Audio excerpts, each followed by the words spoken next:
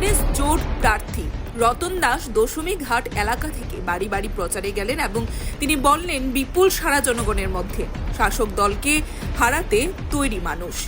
View report, Tripura news 8। এই নির্বাচনে মানুষ এগিয়ে আসছেন, আগ্রহ দেখাচ্ছেন। নির্বাচনের প্রতি মানুষের আগ্রহ আছে যে ভোট দিতে পারলে পরে বিজেপির পরাজয় নিশ্চিত। কি কোনো সমস্যা কি তুলে ধরছে? বিভিন্ন সমস্যা এলাকার 6 বছরে কোনো কাজ করেনি, যা কাজ বামফ্রন্টের আমলের কাজ। আর সর্বভারতীয় ক্ষেত্রে বিজেপি সরকার মানে নরেন্দ্র মোদীর নেতৃত্বে যে সরকার যে সর্বক্ষেত্রে সর্বনাশ করেছে, এই বিষয়গুলো তুলে ধরছি। তার চাইতেও বড় কথা দেশের সংবিধান, গণতন্ত্র, ধর্মনিরপেক্ষতা, এই যে মৌলিক বিষয়গুলো যেমন যুক্তরাষ্ট্রীয় কাঠামো, এই যে বিষয়গুলো বা সামাজিক ন্যায় বিচার, এই বিষয়গুলো আমরা নির্বাচক মণ্ডলীর সামনে তুলে ধরছি। তাদের তরফ থেকে কী ধরনের উত্তর আছে?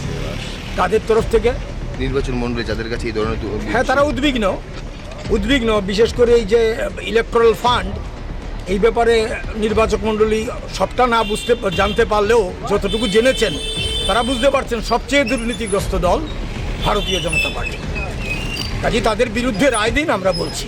আর রাজ্যে গণতন্ত্র পুনরুদ্ধারের সংগ্রামে এই যে চলছে, বিধানসভায় মানুষের দুঃখের কথা যাতে আমরা তুলতে পারি, যন্ত্রণার কথা, রামনগর বিধানসভা কেন্দ্রে কাস্তে হাতুড়ি তারকা চিহ্নে ভোট দিন, এই আহ্বান আমরা নির্বাচক মণ্ডলীর কাছে রাখছি। আর লোকসভাতে হাত চিহ্নে আশিস কুমার সাহাকে পশ্চিম কেন্দ্রে, পূর্ব কেন্দ্রে কাস্তে হাতুড়ি তারকা চিহ্নে রাজেন্দ্র রিয়াংকে ভোট দিয়ে জয়ী করার আহ্বানও আমরা রাখছি।